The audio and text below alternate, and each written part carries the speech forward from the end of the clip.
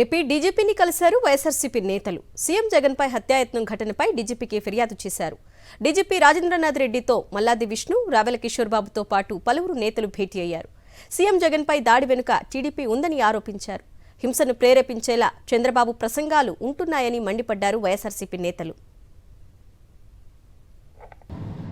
DGP గారిని కలిసి YS Jaganmohan Reddy గారి మీద జరిగినటువంటి హత్యా ప్రయత్నం మీద, దాడి మీద, దీని త్వరితగతిన దోషుల్ని పట్టుకోవాలి అని చెప్పని కోరడం జరిగింది. యాక్షన్ తీసుకోవాలని చెప్పని కోరడం జరిగింది.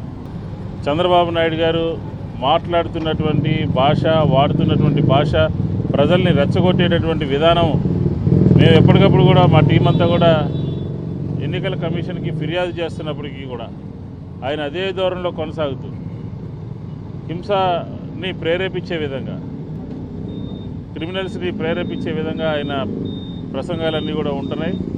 కాబట్టి దీనికి, ఈ దాడికి, రాత్రి జరిగినటువంటి దాడికి, ముఖ్యమంత్రి గారి మీద జరిగినటువంటి దాడికి కర్త, కర్మ, క్రియ తెలుగుదేశం పార్టీ అని చెప్పని మేము భావిస్తూ ఉన్నాం.